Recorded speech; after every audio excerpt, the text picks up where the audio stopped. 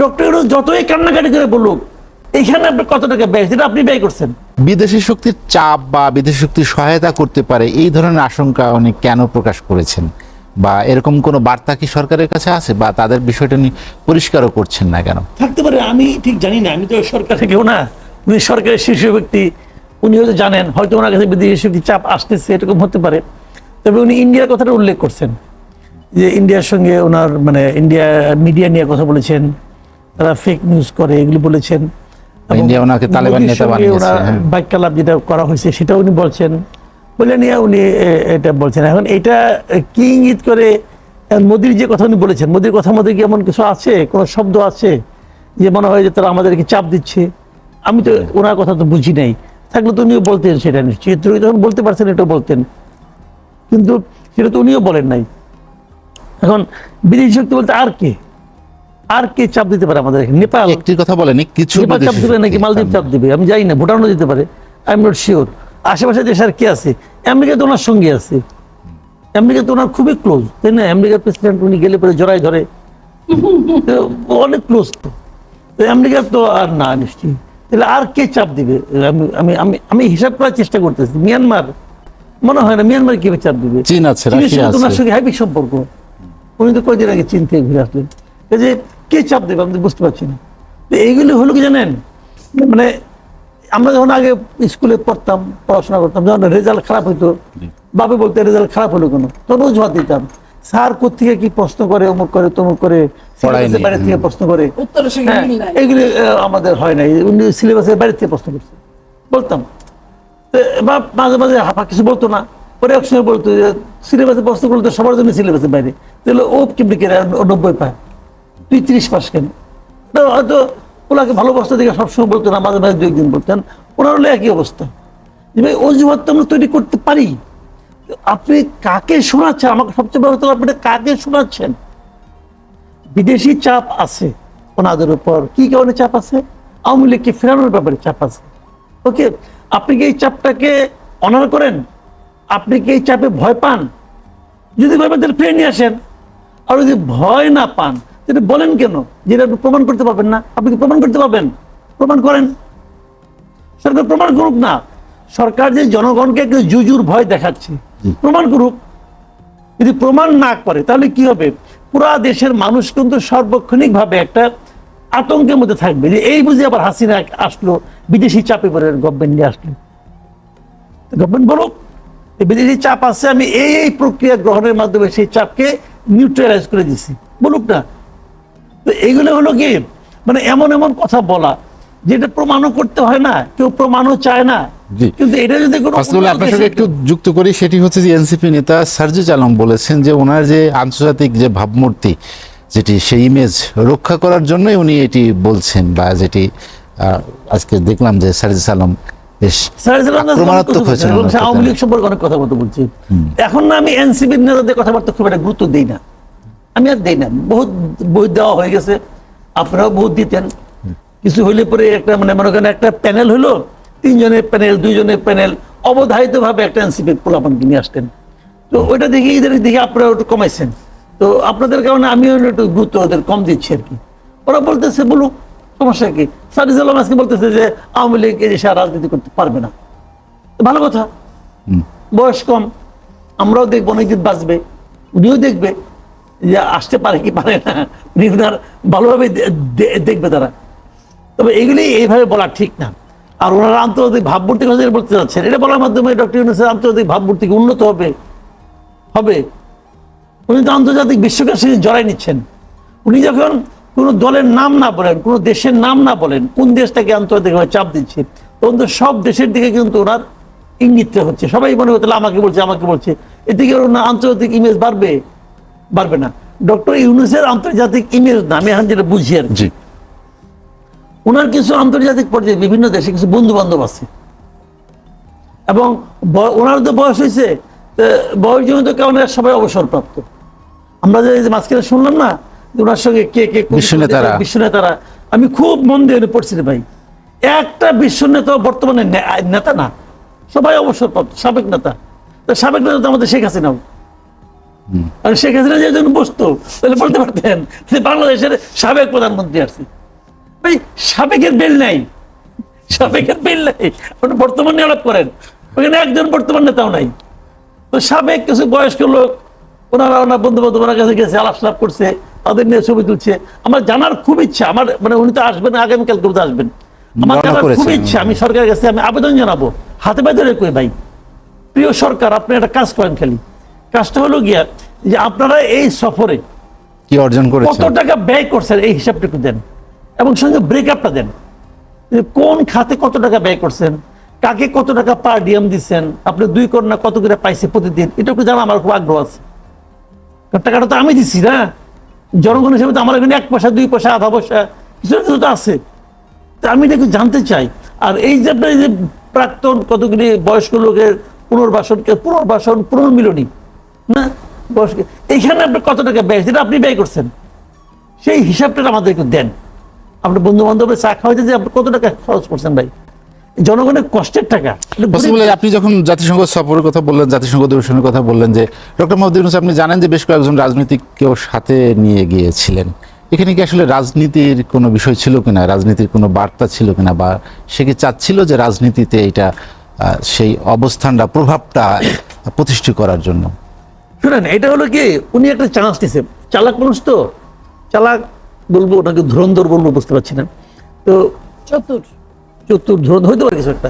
তো উনি এই চান্সটা নিছেন, আসলে চান্সটা নিয়ে এদেরকে বলছেন সব চলে গেছে। আমি মির্জা ফখরুলের যাওয়াটাকে খুবই অপছন্দ করছি পার্সোনালি, আমি ওনাকে আসলে অসম্ভব একসময় পছন্দই করতাম, বাট পছন্দের মানুষ যখন এরকম ভুল ভাল করে তখন মনে হয় যে বয়স ওনারও হয়েছে, বয়স ওনার একটু চিন্তা ভাবনা করা উচিত যে কি করতে হবে কি করতে হবে না, ওনাকে বুঝতে হবে কোথায়। উনি যেদিন ওনারা গেলেন সেই দিনই দেখলাম যে প্রেস সচিব বললো যারা সরকারের অংশীদার মনে করে তারা তাদেরকে নিয়ে যাচ্ছে। তার মানে ডক্টর ইউনূসের সমস্ত কর্মকাণ্ডের জন্য মির্জা ফখরুল এবং তার দল হলো অংশীদার। আবার ওইখানে যায় নিয়ে তো ভদ্রলোক আরো আওলাই ফেলেছে যে ডক্টর ইউনূসের মধ্যে উনি জিয়াউর রহমানের প্রতিচ্ছবি দেখতে পায়। তো প্রতিচ্ছবি দেখতে পায় আজকে বিএনপি এক লিডারের সঙ্গে আলাপ হচ্ছিল, উনি খুব চমৎকার ব্যাখ্যা দিচ্ছেন, এই ব্যাখ্যাটা আমার খুব গ্রহণযোগ্য মনে হয়েছে। উনি বলছেন যে জিয়াউর রহমান সাহেব স্বপ্ন দেখাতেন, উনিও সুন্দর স্বপ্ন দেখাতে পারেন, হয়তো এই জায়গায় উনি মিল খুঁজে পাইছেন, কিন্তু জিয়াউর রহমান সেই স্বপ্ন দেখে এটা বাস্তবায়ন করতে পারতেন, উনি বাস্তবায়ন করতে পারেন না, হয়তো এই কারণে উনি ওইটুক জায়গায় মিল পাইছেন, হয়তো এই জন্য বলছেন প্রতিচ্ছবি দেখতে পান, তাহলে তো এটা আধা প্রতিচ্ছবি হবে।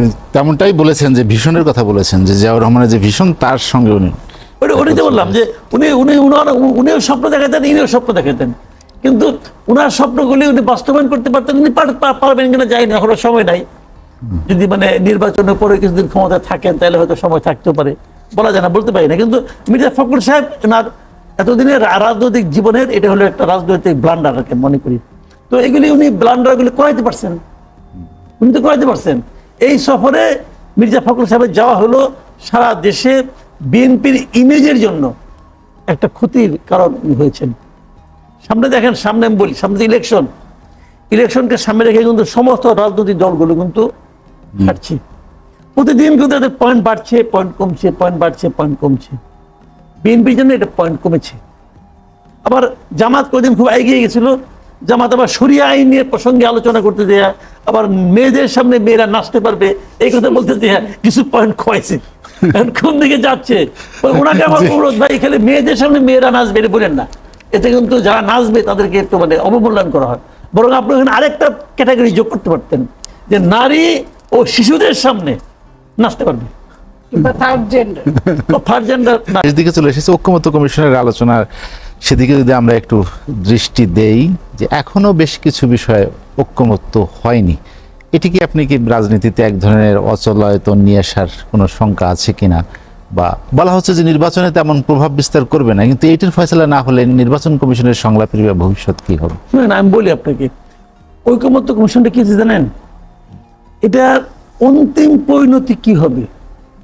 আপনি একটা জিনিস যদি অন্তিম পরিণতি চিন্তা না করে কাজ শুরু করে দেন না, তাহলে যা হবার এটা তাই হয়েছে, এটা তাই হয়েছে, জাস্ট তাই হয়েছে। কারণ এটা আপনি একটা ঐকমত্য করলেন, করার পর কি হবে? বাস্তবায়ন করতে হবে। কে বাস্তবায়ন করবে? আপনি কিভাবে বাস্তবায়ন করবেন বলেন? বাস্তবায়ন করতে গেলে আপনি ঝামেলা পড়ে যাবেন। কারণ এই সরকার তো একটা সাংবিধানিক সরকার। দেখেন আজকে একটা চিঠি সবাই ফেসবুকে দেখেছেন, সোশ্যাল মিডিয়াতে, রাষ্ট্রপতি একটা চিঠি লিখেছে পররাষ্ট্র উপদেষ্টাকে, যে ওনার ছবিগুলিতে নামায় ফেলা হয়েছে, এতে উনি খুব ব্যথিত হয়েছেন এবং উনি মনে করেন যে একটা মুক্তিযোদ্ধাকে অপমান করা হয়েছে। চিঠির ভাষা টাষা কি বাদ দেন, সব বাদ দেন। রাষ্ট্রপতি কে ভাই? এটা কি চেয়ার? এটা কি চেয়ার? আপনি চেয়ারটাকে অপমান করছেন করে আনন্দ উপভোগ করেছেন। এই যে বিকৃত আনন্দ, এই আনন্দের মাধ্যমে কি আপনি সারা দুনিয়ার কাছে জাতি হিসেবে কি আমাদেরকে সম্মানিত করছেন? আপনি যদি মনে করেন যে ওই লোকটা যোগ্য না, নামাই দেন তাকে, পারলে পরে হেড অফ থাকলে নামাই দেন। দেখছিলাম তো ওই দৌড়াদৌড়ি করছিল যে বিএনপি করছে না, এটা করা যাবে না, সব চিমাই গেছে। এই যে আওয়ামী লীগকে নিষিদ্ধ করছে, যে বিএনপি বলতে করা যাবে না, সব চিমাই যেত। আওয়ামী লীগ নিষিদ্ধ করার পেছনে বিএনপির একটা সম্মতি ছিল, তোমরা করো আমি কিছু কমো না, হয়ে গেছে। করবো না তো, ওরা করতো। কিন্তু আপনি তাকে সরাবেন না, রাখবেন, কিন্তু মানবেন না। এর চেয়ে বড় হিপোক্রেসি আর কিছু আছে? ওই লোক আপনাকে নিয়োগ দিচ্ছে রে ভাই, নিয়োগ দিচ্ছে। কিন্তু এটা কিন্তু প্রাইম মিনিস্টার কি হয়? প্রাইম মিনিস্টার কিন্তু রাষ্ট্রপতি নিয়োগ দেয় না, প্রাইম মিনিস্টারকে জনগণ নির্বাচিত করে, ঠিক আছে? আর উপদেষ্টা যারা, এদের প্রত্যেককে এই রাষ্ট্রপতি নিয়োগ দিয়েছেন। ডক্টর ইউনূস যতই কান্নাকাটি করে বলুক, যে অবশ্যই একটা ভালো শব্দ ইউজ করছে, যে আমার প্রাথমিক নিয়োগকর্তা ছাত্র, প্রাথমিক শব্দটা ইউজ করছে, কিন্তু ওনার মূলত নিয়োগ করতে হলো রাষ্ট্রপতি। আপনি পাইলে পুরোনো ভিডিও দেখেন, ওই যখন ওই শপথ অনুষ্ঠান হয় না, তখন ওই যে সচিব যে ওই যে ইয়ে পড়ছে, যে ওখানে কি বলে, রাষ্ট্রপতি আপনাদেরকে সদয় হয়ে নিয়োগদানের সিদ্ধান্ত নিয়েছেন। আপনি নিয়োগ করতে আপনি বেঁচে করে আরাম পান। এটা এক ধরনের স্যাডিজম, বুঝলেন? স্যাডিস্ট মানসিকতার কারণে এটা হয়। এর মাধ্যমে জাতি হিসাবে উন্নত হন না। তো এখন কোনো প্ল্যান প্রোগ্রাম নাই, একটা জগা খিচুড়ি অবস্থা। আপনারা একটা করতেছেন, মানে কি বলে, একটা সনদ করতেছেন, জুলাই সনদ। বাস্তবায়ন কি করবো? বাস্তবায়নের প্রক্রিয়া নিয়ে আলোচনা হচ্ছে এখন। বিশেষজ্ঞ মতামত দিয়েছেন যে সাংবিধানিক আদেশ, আপনি তো যদি আগে আপনি যদি সংবিধানকে স্থগিত করতেন, শুরুতে কোনো আপত্তি ছিল না, সংবিধানকে বাতিল করতেন, আপনি যা ইচ্ছে তাই করতে পারতেন, তত আপনি করেন নাই। আপনি বলছেন এই সরকার বলতেছে যে আমি সাংবিধানিক ভাবে নির্বাচিত একটা সরকার, সেই সরকার নিজেকে ডিক্লেয়ার করছে আমি সাংবিধানিক সরকার।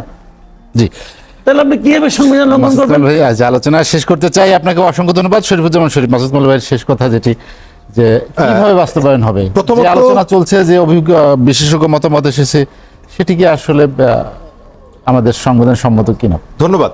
আমি যেটা মনে করি, এই সরকারের চ্যালেঞ্জের জায়গাটা, ভুলের জায়গাটা, কি করা উচিত এবং সরকার কতটুকু করতে পারবে, এই বিবেচনাটা, তার সক্ষমতা সে নিজেই অ্যাসেস করেনি। তারুণ্যের উন্মাদনা, তাদের অভিপ্রায়কে গুরুত্ব দিতে গিয়ে সরকারের পক্ষে সম্ভব না এই ধরনের কতগুলো কাজের ভেতরে সরকার জড়িয়েছে। এই কাজটি করতে গিয়ে জুলাইয়ের যে মেইন স্পিরিট, সেখান থেকে সরে গেছে, এটাকে বিতর্কিত করেছে।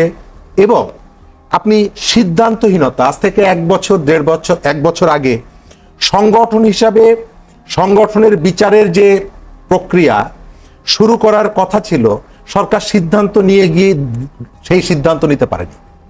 এখন এসে বলছে আমরা আওয়ামী লীগের আবার বিচার করব। অর্থাৎ সরকারটা পরিচালিত হচ্ছে সোশ্যাল মিডিয়া দেখে, মানুষ কি বলছে, রাস্তায় কি বলছে, ছাত্রনেতারা কি বলছে, এনসিপি কি বলছে, তার উপরে ভিত্তি করে।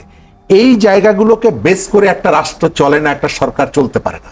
শহরের কিছু তরুণের কথা শুনে আপনি অনবরত সিদ্ধান্ত নেবেন, এবং এই কাজটি করতে গিয়ে ক্রমশই যতই বলেন না কেন আওয়ামী লীগ অপ্রাসঙ্গিক হয়ে গেছে, আওয়ামী লীগের পুনর্জন্ম ঘটছে এই সরকারের হাত ধরে। পৃথিবীর কোনো এক জায়গায় এতটা লাশের বোঝা কাঁধে নেওয়ার পর এত স্বল্প সময়ের মধ্যে তাদেরকে মানুষ আগে ভালো ছিলাম এই কথাটা আসার কথা না। কেন কম্পেয়ার করছে কার সাথে? এই সরকারের সাথে, এবং কম্পেয়ার করে ওই সিদ্ধান্তে উপনীত হচ্ছে। সুতরাং এই যে মানুষের যে পরিবর্তন যতটুকুই হোক না কেন, এই পরিবর্তনের জন্য এই সরকারের ভুল নীতি, এই সরকারের লোভ, এই বিষয়গুলো দায়ী।